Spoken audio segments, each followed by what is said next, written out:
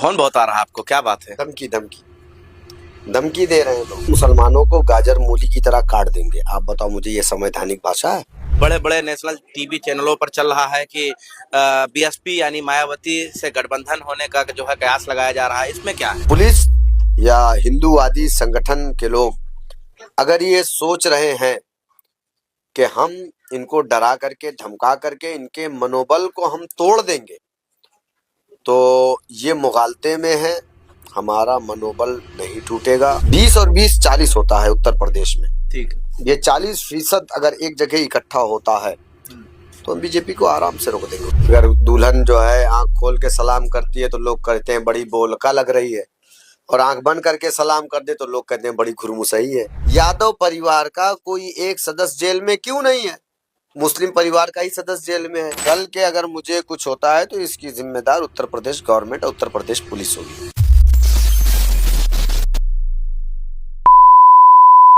SIR पर लगातार हाहाकार मचा हुआ है।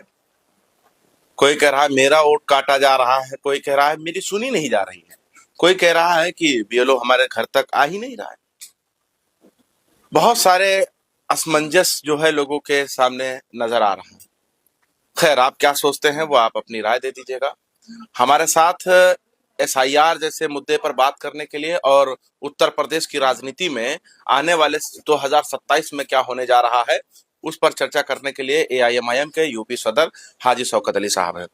हाजी साहब, बहुत बहुत स्वागत है। मुद्दा यह है कि एसआईआर को लेकर सारी पार्टियां जद्दोजहद कर रही हैं, तो नाम कट रहे हैं। ज्यादातर मुस्लिम बस्तियों में अगर आप देखिए तो ज्यादातर नाम कट रहे हैं। तो लोग कह रहे हैं कि सारी पार्टियां खड़ी हैं, एआईएमआईएम काहे के लिए इस मुद्दे पर नहीं नजर आ रही? लोग झूठ बोल रहे हैं। अगर ये बात किसी ने कहा है कि अगर एमआईएम नहीं खड़ी है तो इसी लखनऊ में हमारी पार्टी के निजाम गाजी वगैरह हैं, और भी लोग हैं यहाँ पे, हमारे नगर अध्यक्ष बैठे हुए हैं, शादाब भाई, सब लोग हैं यहाँ पे। आप इन लोगों से पूछिएगा, ताहिर भाई की पूरी टीम लग करके एसआईआर फॉर्म को यहाँ पे इमामुद्दीन वगैरह सारे लोग थे। जो काम एमआईएम ने किया है, और यहीं पर नहीं पूरे प्रदेश में किया है, फॉर्म 7 भर करके जो लोगों के नाम काटे जा रहे हैं। उत्तर प्रदेश में सबसे पहला मेमोरेंडम अगर डिस्ट्रिक्ट मजिस्ट्रेट को किसी ने दिया है तो सुल्तानपुर में हमारे जिला अध्यक्ष एमआईएम की टीम ने दिया। जो लोग कह रहे हैं कि हम उसमें सक्रिय नहीं है, वो झूठ बोल रहे हैं। और वो लोग मेरे ख्याल से वो समाजवादी या कांग्रेस के लोग होंगे, उसके अलावा कोई नहीं होगा। तो खैर ये बेबुनियाद बात है। फोन बहुत आ रहा है आपको, क्या बात है? धमकी धमकी धमकी दे रहे हैं लोग। जो आप सिद्धार्थ नगर गए थे, डुमरियागंज, सिद्धार्थ नगर से ही फोन है। इसकी कंप्लेन मैंने ट्विटर के माध्यम से किया है। तो उठा सकते हैं आप? नहीं, अब क्या उठाना, ये लोग गालियां दे रहे हैं, अब क्या फोन थोड़ा करके से हमारे दर्शक, क्योंकि अब हम मुद्दा कुछ और था लेकिन बार बार फोन आ रहा है, तो थोड़ा से सुना लीजिए। बीप लगा देंगे अगर ऐसा कुछ होगा तो। नहीं जाने। कैसे, किस तरह का धमकी आ रहा है वैसे कुछ अगर आप बता दें। अब देखिए, मैं कल गया था डुमरियागंज, सिद्धार्थ नगर की विधानसभा डुमरियागंज। वहां पे हमारी 3 नुक्कड़ सभा थी और तीनों सभा की परमिशन थी, और टाइम के हिसाब से हम लोगों ने प्रोग्राम को खत्म भी किया। तो वहां पर हो सकता है कि मेरी बातें किसी को नागवार गुजरी हो। अगर किसी को ऐसा लग रहा है कि मैंने जो बातें बोला है वो हेट स्पीच के क्राइम में आता है तो ठीक है, उसको राइट है, जाए पुलिस स्टेशन में, मेरे खिलाफ जाकर के दरखास्त दे, एफआईआर दर्ज करवाए। नहीं, आपका बयान कि मुसलमान बड़े खूबसूरत होते हैं, खिड़की बंद करके रखा करिए, और ये हेट स्पीच में आपको नहीं लगता आता है? नहीं, ये तो मैंने बोला ही नहीं कि मुसलमान अपने खिड़की बंद करके रखिए, मैंने ये नहीं कहा। और मुसलमान खूबसूरत होते हैं, ये तो मैं डंके की चोट पे बोल रहा हूँ। मुसलमान अगर खूबसूरत ना होते तो फिर शाहनवाज हुसैन जो बीजेपी के नेता है, उनकी बीवी कौन है? आप बताओ मुझे। हमारा भाई शाहनवाज हुसैन खूबसूरत था, जब ना उसने शादी किया या जिसने ऐसा बयान देने की जरूरत क्यों पड़ी आपको? देखिए, हमको रोजाना लोग गालियां दे रहे हैं। एक सिद्धार्थ नगर के हारे हुए एमएलए हैं, हारा हुआ लंगड़ा घोड़ा है। अब वो लंगड़ा घोड़ा कह रहा है कि 21 मुस्लिम लड़कियों को ला करके इनको हिंदू लड़कों से शादी करवा के हिंदू बनाएंगे। आप बताओ मुझे कि क्या संविधान इस बात की इजाजत देता है? ये संवैधानिक भाषा है? कह रहा है मुसलमानों को गाजर मूली की तरह काट देंगे। आप बताओ मुझे, ये संवैधानिक भाषा है? पुलिस ने इस पर एक्शन नहीं लिया, क्यों नहीं लिया? ये मैं सिद्धार्थनगर की पुलिस से पूछना चाहता हूँ और उत्तर प्रदेश के माननीय डीजीपी साहब से पूछना चाह रहा हूँ। कह रहा है कि दंगल हो रहा था, बोले जो भी इसमें है सबका कपड़ा उतरवा के इनका खतना चेक करो। क्यों? तुम्हें रिश्ता करना है क्या अपने घर पे? तुम कौन होते हो? तुमको कौन सा राइट है? इस देश में लोग, बहुत सारे लोग हैं खतना करवाते हैं, बहुत सारे नॉन मुस्लिम है वो भी खतना करवाएं, जो मैं जानता हूँ उनको। यहूदी भी खतना करवाता है, इस देश में यहूदी भी है। तो ये कौन सी बात हो गई? आप, ये देश तुम्हारे बाप की जागीर है, ये देश सर्व समाज का है और इस देश का कोई धर्म नहीं है, धर्मनिरपेक्ष देश है। आप बोल के निकल आए, आपके कार्यकर्ताओं को उठाया जा रहा है, विधानसभा अध्यक्ष को 151 में भेजा जा रहा है।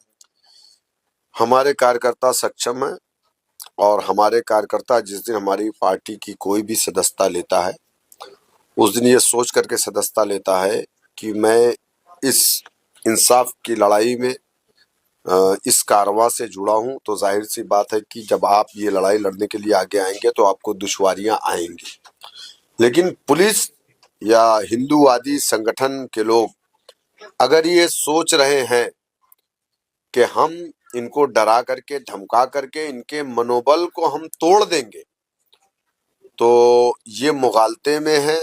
हमारा मनोबल नहीं टूटेगा। आप हमको जेल किस में, तरह की धमकी दे रहे हैं?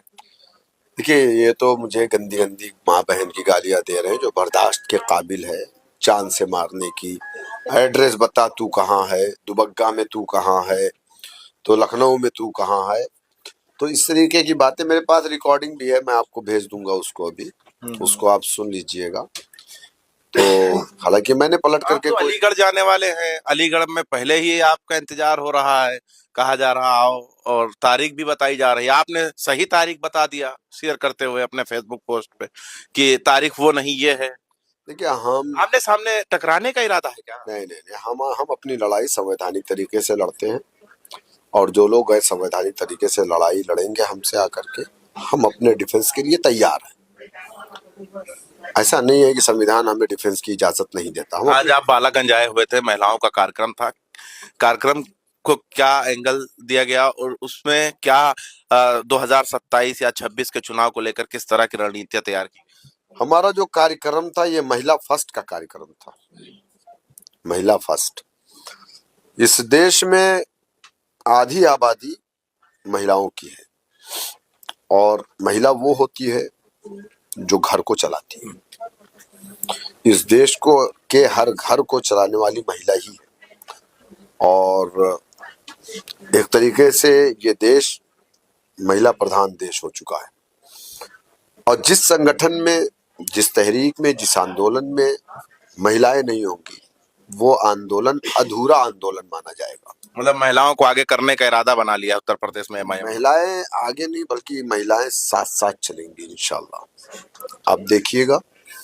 और बड़ी तादाद में महिलाओं ने आज सदस्यता भी ली है, उनको जिम्मेदारी भी दी गई है और मजलिस इत्तेहादुल मुस्लिमीन के इस कारवां को लेकर के आगे बढ़ने के लिए लोगों के अंदर आपने देखा कितना जोश, कितना जज्बा है। महिलाओं पर ही बात आ गई है तो थोड़ा से और चर्चा को आगे बढ़ा देते हैं। उत्तर प्रदेश में 2027 का चुनाव है, उससे पहले मैं देख पा रहा हूँ बड़े बड़े नेशनल टीवी चैनलों पर चल रहा है कि बीएसपी यानी मायावती से गठबंधन होने का जो है कयास लगाया जा रहा है, इसमें क्या है? देखिए हम तो चाहते हैं कि उत्तर प्रदेश में एक मजबूत गठबंधन बने, क्योंकि समाजवादी और कांग्रेस ने 2017 में भी ये नहीं रोक पाए बीजेपी को, 2022 में समाजवादी बीजेपी को नहीं रोक पाई और 2027 में भी समाजवादी बीजेपी को नहीं रोक पाएगी, क्योंकि समाजवादी पार्टी के पास सिर्फ 7% उसके समाज का वोट है, जिसमें 5% वोट समाजवादी को तो मिलता है लेकिन 2% वो भी वोट उसका बीजेपी के साथ जाता है। तो समाजवादी पार्टी से गठबंधन की बात जो थी उसके लिए तो उन्होंने मना कर दिया। हम तो चाहते थे कि गठबंधन हो, मिलकर के हम चुनाव लड़े और बीजेपी को रोका जाए, लेकिन अगर कोई नेचुरल अलायंस इस प्रदेश में और इस देश में बन सकता है तो वो दलित और मुसलमानों का बन सकता है। 20 और 20 40 होता है उत्तर प्रदेश में। ठीक ये 40% अगर एक जगह इकट्ठा होता है तो हम बीजेपी को आराम से रोक देंगे उत्तर बात प्रदेश हो गई मायावती से या बाकी है अभी? में। आसानी से हो रही है? मेरी किसी से कोई बात नहीं, ये मेरी बात है, मैं ऐसा चाहता हूँ। चूंकि मैं ग्राउंड पे चलता हूँ और मुझसे ज्यादा कोई नहीं चलता। मैं गांव में भी रहता अभी हूँ, बात नहीं हुई। नहीं, आप कह रहे हैं संगठन मजबूत हो गया, दूसरी तरफ देखिए चंद्रशेखर आजाद भी कल कह रहे हैं नहीं नहीं नहीं कोई ऐसा गठबंधन, हम खुद मजबूत है, हमारे कार्यकर्ता मजबूत हैं। नहीं, ठीक है, अच्छी बात है, वो मजबूत है, 403 सीटों पर चुनाव लड़े। हमारी शुभकामनाएं उनके साथ है, उत्तर प्रदेश के मुख्यमंत्री बने।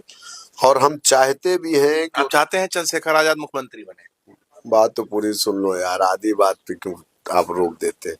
हम चाहते हैं कि उत्तर प्रदेश का मुख्यमंत्री नहीं बल्कि देश का प्रधानमंत्री एक दलित का बेटा बने।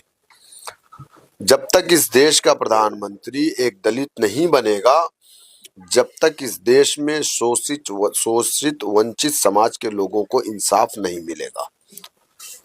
और इस देश में बहुजन समाज पार्टी का मजबूत होना बहुत जरूरी है। जितना बहुजन समाज पार्टी कमजोर होगी उतनी ही बीजेपी मजबूत होगी। मतलब आपको लगता है बहुजन समाज पार्टी की जरूरत है उत्तर प्रदेश में? पूरे देश को जरूरत है, पूरे देश को जरूरत है, वरना बीजेपी को कोई नहीं हरा सकता। जब तक दलित मुस्लिम गठजोड़ नहीं बनेगा, मैंने कहा कि यही एक नेचुरल अलायंस है, जब तक बीजेपी को अकेले बीएसपी कुछ नहीं कर सकती, अकेले कुछ नहीं। पिछला इलेक्शन लड़ करके देख लिया बहन जी ने, क्या रिजल्ट आया। 2022 में भी हमारी बात अशोक सिद्धार्थ साहब से हुई थी। मैंने यही बात उनसे कहा था कि अशोक भाई, अगर आप अकेले चुनाव में जाएंगे तो 11-12% वोट तो आपको मिल सकता है जो आपके अपने समाज का है, लेकिन मुझे नहीं लगता है कि आप सीटें जीत के आएंगे। एक सीट आई। हम आज उस हैसियत में हैं इंशाल्लाह कि आने वाले 2027 के चुनाव में अगर कोई हमें गठबंधन में ले या ना ले, हम तो चुनाव लड़ेंगे। 403 विधानसभा उत्तर प्रदेश में है, 203 विधानसभा हम छोड़ दे रहे हैं समाजवादी पार्टी के लिए। समाजवादी पार्टी 203 विधानसभा पे बीजेपी को हराए, अखिलेश यादव मुख्यमंत्री बने। हमारी शुभकामनाएं। 200 सीट पर हम चुनाव लड़ने जा रहे हैं, हम तैयारी कर रहे हैं और आखिरी फैसला हमारे राष्ट्रीय अध्यक्ष जी को लेना है। अच्छा, जिस तरीके से आप बता रहे हैं कि आपको धमकियां आ रही है, सुरक्षा को लेकर आपको चिंता नहीं हो रही है कि सरकार से मांग करना चाहते हैं कि मुझे सुरक्षा दी जाए या किस तरीके का कुछ चाहते हैं? सरकार को हमने बहुत पहले ही मांगा। सिक्योरिटी तो बिहार के प्रदेश अध्यक्ष को मिल गया। 4 बार के एमएलए हैं, 4 बार के एमएलए हैं, पार्टी के इनाम मिला है, लोग कह रहे हैं कि वहाँ विधायक जिताने के बीजेपी के। अरे भाई देखिए, वो कहते हैं ना कि अगर दुल्हन जो है आंख खोल के सलाम करती है तो लोग कहते हैं बड़ी बोलका लग रही है, और आंख बंद करके सलाम कर दे तो लोग कहते हैं बड़ी खुरमुसई है। तो लोगों को क्या यार, लोग तो बोलते रहेंगे, आप बोलने दीजिए ना।